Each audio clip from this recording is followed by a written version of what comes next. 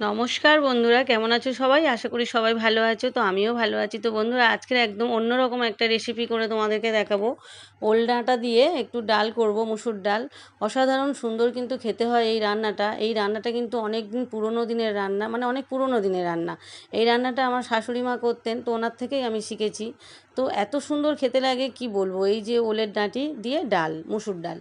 তো দেখো বন্ধুরা, ওলের ডাঁটিটা আমি কেটে ছোট্ট ছোট্ট করে টুকরো টুকরো করে তো ছোট ছোট করে পিস করে নিয়ে ধুয়ে পরিষ্কার করে নিয়েছি। নিয়ে এবার আমি দেখো কড়াইতে সর্ষের তেল দিয়ে আমি কিন্তু এগুলোকে ভেজে নেব। তো একটু হলুদ গুঁড়ো সামান্য ছড়িয়ে দেবো এর উপরে, দিয়ে আমি এটাকে একটু ভালো করে ভেজে নেব।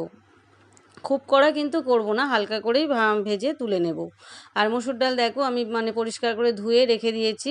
মুসুর ডালটাকে পরে আমি এটা ভাজা হয়ে গেলে এটাকে আমি নামিয়ে নিয়ে তারপরে কিন্তু জলের মধ্যে মুসুর ডালটাকে সিদ্ধ হওয়ার জন্য টাইম দেব। তো দেখো বন্ধুরা, এই যে ভাজা ভাজা মতো হয়ে গিয়েছে, এবার আমি নামিয়ে নেব এটাকে। তো এই ডালটা বন্ধুরা এত সুন্দর খেতে লাগে, আমার হাজব্যান্ড তো ভীষণ খেতে ভালোবাসে। তো উনি বলছিলেন যে এত সুন্দর খেতে হয়েছে, দারুণ খেতে হয়েছে। তো দেখো বন্ধুরা, ডালটাকে আমি জল দিয়ে সেদ্ধ করতে দিয়েছি। এবার ডালটা বেশ কিছুটা সেদ্ধ মতো হয়ে যাবে, পুরোপুরি সেদ্ধ কিন্তু হবে না, কিছুটা বাকি থাকবে। সেইরকম অবস্থায় আমি কিন্তু এই যে ওলের যে ডাঁটিগুলো আমি ভেজে রেখেছিলাম সেটাকে আমি এর মধ্যে অ্যাড করে দিলাম। দিয়ে এবার আমি ভালো করে এটাকে নাড়িয়ে দেব। এবার ডালটা আর ওলের ডাঁটিটা পুরো একসাথেই কিন্তু সেদ্ধ হবে। তো দেখো বন্ধুরা, একসাথে সেদ্ধ হবে। তারপরে আমি ফোড়নে কি কি দেবো তোমাদেরকে একটু বলে দিই। এটা হচ্ছে আমি 5 ফোড়ন দেব, আর শুকনো লঙ্কা দেব, আর তেজপাতা দেব, আমি ফোড়নে দেব। আর এর মধ্যে মশলা লাগছে একটু জিরে গুঁড়ো, একটু ধনিয়া গুঁড়ো। আমি এটাকে জলে একটু মিশিয়ে নেব, নিয়ে আমি একটা মশলা তৈরি করে নেব। তো আমি বাটা মশলা পছন্দ করি, তো বন্ধুরা আমার হাতে একটু সময় কম ছিল, যার জন্য আমি বাটতে পারিনি। একটু গোটা জিরে, গোটা ধনিয়া আর একটু আদা একটু বেটে নিলেও খুব ভালো হতো, কিন্তু আমার কাছে টাইমটা ছিল না বলে আমি গুঁড়ো মশলা ব্যবহার করেছি। এই যে দেখো, 2 চামচ ধনিয়া গুঁড়ো নিলাম আর 2 চামচ মতো জিরে গুঁড়ো নেব। নিয়ে ভালো করে আমি জলের মধ্যে এটাকে মিশিয়ে নেব। নিয়ে এটাই আমি মশলা হিসাবে ব্যবহার করব, এর মধ্যে আর বিশেষ কিছু লাগছে না। আর আরেকটা জিনিস আমি দিতে ভুলে গিয়েছি, দিয়েছিলাম কিন্তু সেটা ভিডিও তুলতে ভুলে গিয়েছি। সেটা হচ্ছে একটু সামান্য আদা আমি একটু গ্রেট করে দিয়েছিলাম, সেটা আমার আর ভিডিও তোলা হয়নি। তো দেখো বন্ধুরা, এইভাবেই আমি করে নিয়েছিলাম, কারণ বাটা মশলাটা বাটতে প্রচুর টাইম লাগে, তো সেটা আমার কাছে ছিল না টাইমটা। তো এই যে আমার হয়ে গিয়েছে মশলাটা তৈরি করা। এইবার দেখো বন্ধুরা কিভাবে আমি করি এটা। এই যে সেদ্ধ করে আমি এবার সব নামিয়ে একটা পাত্রে রেখে দিলাম। দিয়ে এবার আমি কড়াইটা পরিষ্কার করে তাতে একটু সর্ষের তেল দিয়ে দিলাম। দিয়ে এবার আমি এই যে 5 ফোড়ন, তেজপাতা আর শুকনো লঙ্কা আমি 4টে নিয়েছিলাম, মাঝখান থেকে একটু ফাটিয়ে নিয়েছি, আর তেজপাতাও মাঝখান থেকে একটু ছিঁড়ে নিয়েছি। নিয়ে এটাকে আমি ভালো করে ফ্রাই করে নেব। ভালো করে ফ্রাই করে নিয়ে তারপরে আমি কিন্তু ওই যে যে মশলাটা আমি বাটিতে তৈরি করে রেখেছিলাম সেটা আমি এর মধ্যে অ্যাড করে দেব।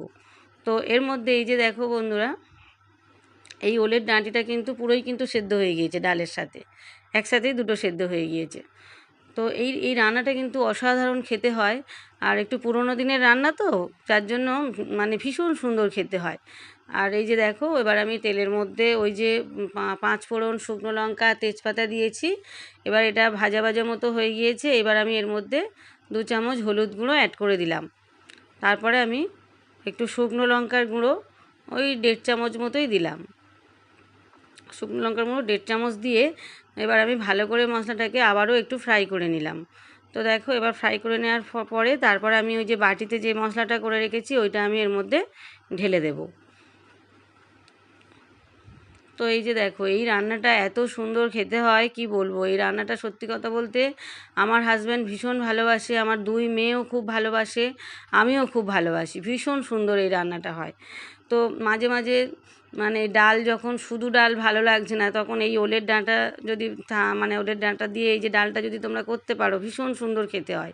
তো এবার আমি ওই ওলের ডাঁটা আর ডাল সেদ্ধটা এর মধ্যে ঢেলে দেবো। এই যে দেখো, মশলাটা আমি ভালো করে কষিয়ে নিলাম। মশলাটা ভালো করে কষিয়ে নিয়ে এবার আমি এর মধ্যে পুরোটা ঢেলে দেব। তো এই যে আমি অল্প অল্প করে প্রথমে একটু চামচ দিয়ে কাটিয়ে কাটিয়ে দিচ্ছিলাম, তারপরে পুরোটা ঢেলে দিলাম। দিয়ে এইবার আমি এর মধ্যে একটু পরিমাণ মতো লবণ দিয়ে দেব। তো তো তোমরা চাইলে একটু চিনি দিতে পারো। আমি মিষ্টিটা ব্যবহার খুব একটা করি না, সব তরকারিতে আমি মিষ্টি ব্যবহার করাটা পছন্দ করি না, তো সেই জন্যই আমি দিইনি। তোমরা চাইলে 1 চামচ চিনি এর মধ্যে দিতে পারো। তো এই যে লবণটা দিয়ে দিলাম, দিয়ে ভালো করে একটুখানি নাড়িয়ে নেব।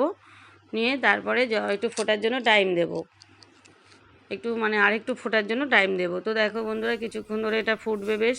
ফোটার পরে তারপর আমি এর মধ্যে একটু গরম মশলার গুঁড়ো অ্যাড করে দিয়ে তারপর ভালো করে মিশিয়ে দিয়ে আমি এটাকে নামিয়ে নেব। এর মধ্যে কিন্তু আর বিশেষ কিছু লাগছে না, এই সামান্য মশলা লাগছে, আর কিন্তু বিশেষ কিচ্ছু লাগছে না।